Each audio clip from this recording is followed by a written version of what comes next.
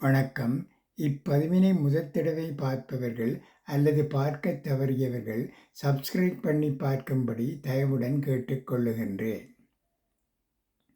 வாழ்வில் நாம் செய்யக்கூடாதவை. நம்மைவிட பெரியவர்கள் முன் கால் மேல் கால் போட்டு அமரக்கூடாது. செவ்வாய், வெள்ளி ஆகிய நாட்களில் தலைமுடி வெட்டுதல், நகம் வெட்டுதல், சவரம் செய்து கொள்ளுதல் கூடாது. தலைமுடிக்கு மந்திரங்களை எளிதில் கிரகிக்கும் தன்மையுண்டு. தலைமுடியைக் கொண்டு பில்லி சூனிய ஏவல் வைக்கவும் செய்வர். எனவே தலைமுடியையும் நகத்தையும் எக்காரணங் கொண்டும் பிறர் பார்க்கும்படி வெளியில் எறியலாகாது. 4ஆம் பிறைச் சந்திரனை பார்க்கக்கூடாது. செப்பு பாத்திரத்தில் பாலை வைக்கக்கூடாது. பால் திரிந்துவிடும். அதிக உப்பு, அதிக காரம், அதிக இனிப்பு, அதிக புளிப்பு சேர்க்கக்கூடாது. காளானை கர்ப்பிணிப் பெண்கள் சாப்பிடக்கூடாது. பட்டு வேட்டி மற்றும் புடவைகளை அணிந்து கொண்டு வைதீக காரியங்களை செய்யக்கூடாது. கர்ப்பிணிப் பெண்கள் மாலை வேளையில் சாப்பிடக்கூடாது. மருந்து மாத்திரை ஆகியவற்றை முகர்ந்து பார்க்கக்கூடாது. பெருமூச்சு விடுவது மிக பெரும் தவறு. அதனால் துன்பங்கள்தான் அதிகரிக்கும். பெருமூச்சு விடுபவரின் மூச்சுக்காற்று அருகில் உள்ளவர் மேல் படக்கூடாது.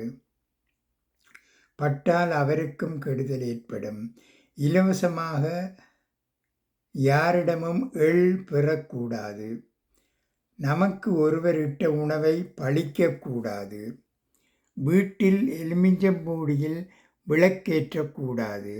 விளக்கில் அல்லது நெருப்பில் தீப்பற்றிய துணியை மீண்டும் உடுத்திக் கொள்ளக்கூடாது.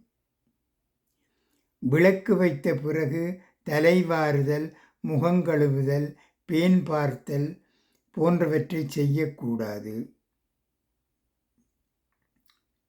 வெள்ளிக்கிழமை அரிசி புடைப்பது, அரிசி வறுப்பது கூடாது. மிளகாய் வறுப்பது, மிளகாய் பொடி அரைப்பது கூடாது. இதெல்லாம் ஒரு 80 வருடங்களுக்கு முன்பு மிகச் சரியாக கடைப்பிடித்து வந்தார்கள். அதனால்தான் அவர்களின் ஆயுள் 120 வயது வரை திடகாத்திரமாக இருந்தது. ஆனால் இப்போது பல வகையான நோய்கள் சிறு வயதிலேயே தொற்றிக்கொள்கிறது. முடிந்தவரை வெளி உணவுகளை தவிர்த்து விடுங்கள். இப்போதுதான் யூடியூப் இருக்கிறதே, நீங்களே அழகாக சமைக்கலாம். ஆரோக்கியம் உங்கள் கையில் இருக்கிறது. நன்றி, வணக்கம்.